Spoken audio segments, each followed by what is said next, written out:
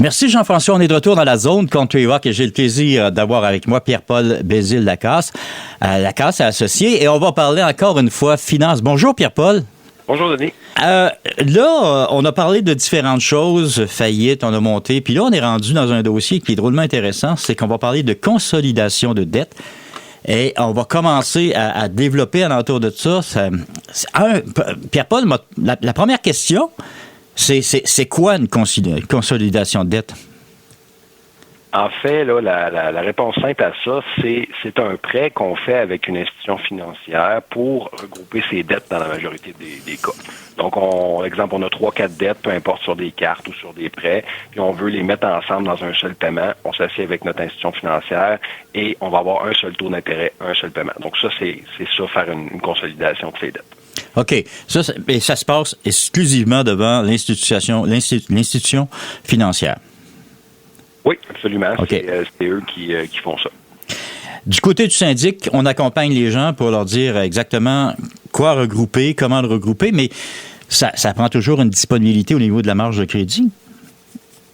Ben, en fait, faut être capable de... Ce qu'on fait avec les gens, nous, c'est qu'on analyse toutes les solutions parce que, dépendamment de l'institution financière, c'est pas tous les conseillers ou les institutions qui analysent ça de la même façon.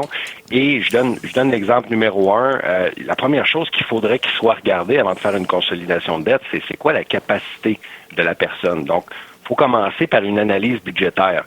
Cette analyse-là budgétaire, ben ça, on la fait avec les gens, puis après ça, on va les coacher pour la négociation avec l'institution financière. Mais s'ils vont voir directement l'institution financière, normalement, le conseiller qu'ils rencontrent devrait faire l'analyse, regarder les revenus, regarder les dépenses familiales, pour voir c'est quoi la capacité réelle de la personne pour rembourser ce prêt-là. Puis là, tu as dit l'autre élément important aussi, ben ça prend de l'espace, on va dire. Donc, les autres éléments qui sont regardés par l'institution, ça va être évidemment le dossier de crédit. C'est quoi la cote de crédit de la personne? C'est quoi ses comportements aussi dans le passé? C'est pour ça que souvent les gens qui vont consolider leurs dettes vont le faire avec une institution qui les connaisse. Donc, si quelqu'un est déjà avec une banque et qui veut consolider ses dettes, ben il y a de fortes chances que ça soit plus facile avec la même banque qui connaît son historique. Parce que ces comportements du passé vont favoriser à ce que la négociation pour la consolidation se passe bien. Donc, le dossier de crédit, comportement du passé et aussi, évidemment, le taux d'endettement. Le taux d'endettement, là, la façon simple d'expliquer ça, c'est on additionne tous les paiements qu'on a, que ce soit hypothèque, loyer, paiement sur un véhicule. Et là, certaines institutions vont considérer certaines choses et pas d'autres. Ça varie un petit peu, mais vont prendre les paiements essentiellement et on va diviser ça par le revenu brut. Ça va donner un taux. Généralement, les institutions en bas de 30% sont très contentes. En bas de 40%, ça fonctionne quand même bien, mais au-dessus de 40% de taux d'endettement, encore là, ça devient problématique parce que la personne n'a comme pas assez de capacité pour rencontrer des obligations, ouais. Mais là, on fait quoi? On redescend, on retourne vers des propositions de remboursement, des choses de même. À ce moment-là, on n'a pas le choix, il faut revenir en arrière, là. C'est ça. Quand les gens n'ont pas la capacité, soit le dossier de crédit, le taux d'endettement, la capacité budgétaire, s'il y a quelque chose qui cloche, qui fait que les institutions ne veulent pas faire un prêt, ben là, on retourne vers les autres solutions qu'on a parlé. La solution après ce qu'on regarde, c'est évidemment la proposition de consommateur qui permet d'être à 0% d'intérêt et qui permet de rembourser ses dettes sans nécessairement toutes les payer. Ce qui n'est pas le cas. Parce qu'une consolidation de dette, c'est un prêt qu'on fait, donc on touche pas au dossier de crédit, on est capable de payer nos choses, et donc il y a des critères là précis pour être éligible à ça. On rembourse 100% de notre dette à ce moment-là, plus les intérêts qu'on va accumuler dans la consolidation. Absolument, c'est 100%. Et faut faire attention à certaines choses aussi. Normalement, ce que je suggère toujours, c'est d'avoir une stratégie qui nous permet de rembourser nos dettes sur 5 ans. Faire une consolidation sur 8 ans, par exemple, ça commence à être problématique. Il y a même des institutions qui l'offrent carrément pas. Mais c'est parce qu'après 5 ans, on se comprend qu'on rajoute beaucoup d'incertitudes dans notre situation personnelle. Oui. Fait que 5 ans, c'est un bon horizon. Et il faut s'assurer que ça règle toutes les dettes. Exemple, dans une consolidation de dettes, il y a certaines institutions qui ne prendront pas, par exemple, les dettes d'impôt. Il y en a d'autres qui ne prendront pas les dettes d'autres institutions financières. Puis des fois, carrément, le montant total, la capacité qui va être calculée par la banque. Exemple, on a 40 000 sur des cartes de crédit, on veut consolider, mais ça se peut que la capacité que la banque calcule ou que l'institution calcule, ça nous permette de consolider, exemple, juste 25 000. Ben là, on n'a pas une solution qui nous permet de régler tous nos problèmes. Fait que dans ce temps-là, c'est pas une bonne solution. Non, parce que là, 25 000, il faut toujours le payer aussi. Puis là, la balance qui reste, le 15 000 sur les cartes de crédit, il fait mal, là. Il n'est pas réglé, c'est ça. On n'a pas une stratégie globale. Fait que on veut s'assurer qu'on a une stratégie globale. On veut s'assurer que les gens ont fait attention au taux d'intérêt aussi, parce qu'il y a beaucoup de prêteurs, surtout les prêteurs là, de deuxième chance, qui vont aller des fois dans des consolidations de dette au-dessus de 20 là. Ça, c'est extrêmement problématique. Ben oui. J'ai déjà vu des gens qui ont consolidé jusqu'à 59 On se rappelle que 60 c'est usuraire et illégal.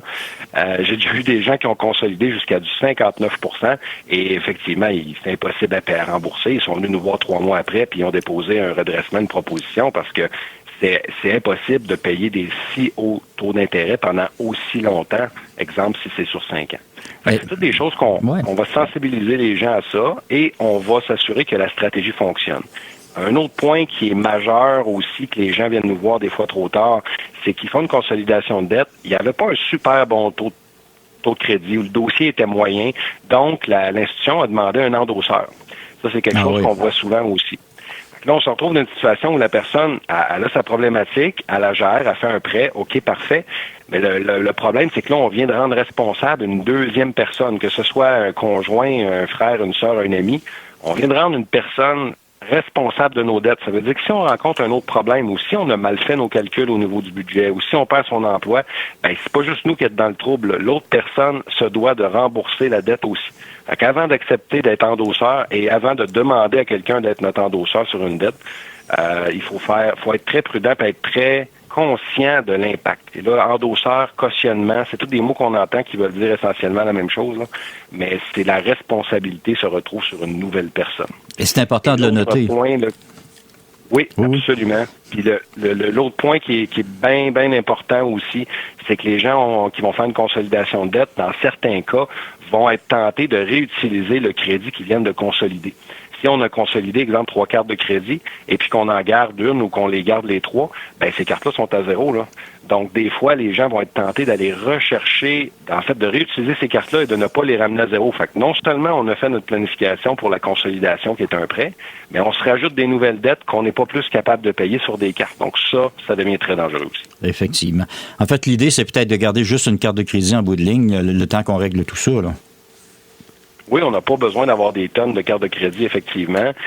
L'utilisation du crédit pour optimiser ça, on en a parlé un petit peu, d'avoir un nombre inférieur de cartes de crédit, de garder la limite, l'utilisation de notre carte très basse par rapport à la limite. Fait que c'est toutes des choses qui nous permettent d'avoir un bon dossier. Fait que d'avoir une carte, c'est important, mais de l'utiliser puis de la remettre à zéro, c'est encore plus important. Oui, parce que les institutions financières ont tendance à nous donner des cartes de crédit à volonté avec des marges quand même assez importantes dans certains cas, hein? C'est très, très, très facile. J'ai même des clients qui ont fait faillite, puis 3 mois après, sont capables d'avoir une carte de crédit, là.